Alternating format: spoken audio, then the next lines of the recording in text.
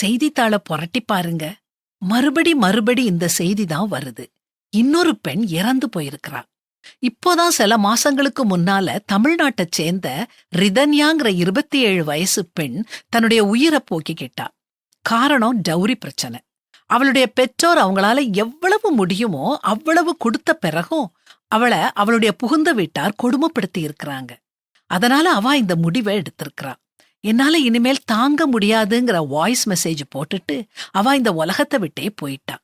இவா மட்டும் இல்ல, இப்படி நிறைய பெண்கள் இந்தியாவின் பல்வேறு மூலைகள்ல, கொல்கத்தா, பெங்களூரு, பொள்ளாச்சியில பெண்கள் தங்களுடைய வீடுகள்ல பாதுகாப்பா இருக்க வேண்டிய தங்களுடைய சொந்த வீடுகள்ல துஷ்பிரயோகம் பண்ணப்படுறாங்க, வன்முறைக்கு பலியாறாங்க. ஏன் இப்படி நடக்குது?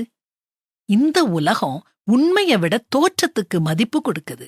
கருணையை விட செல்வத்துக்கு முன்னுரிமை கொடுக்குது. பெண்கள் அன்பானவர்களா பார்க்கப்படுறதுக்கு பதிலா பொருட்களா பார்க்கப்படுறாங்க.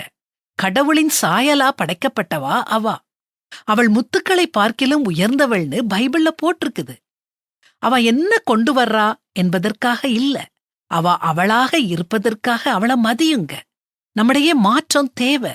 மாற்றம் சட்டங்களிலோ அமைப்புகளிலோ மட்டும் இல்ல, நம்முடைய இருதயங்களில் மாற்றம் தேவை. ஒருவரையொருவர் கடவுள் பார்க்கும் விதத்துல மரியாதைக்கு, பாதுகாப்பிற்கு மற்றும் அன்பிற்கு தகுதியானவங்களா பார்க்கணும். அது நம்ம கிட்ட இருந்து தொடங்கட்டும். அநீதிய அம்பலப்படுத்துவோம். உடைஞ்ச உள்ளங்களுக்கு தோள் கொடுத்து உதவுவோம். தீமைக்கு முன்னால மௌனமா நிக்காம செயல்படுவோம். தீமைக்கு முன்னால மௌனமா இருப்பதும் தீமைதான். நம்ம வீட்டுல, நம்முடைய உறவுக்காரங்க, தெரிஞ்சவங்க வீடுகள்ல இப்படிப்பட்ட நிகழ்வுகள் வராம தடுப்போம்.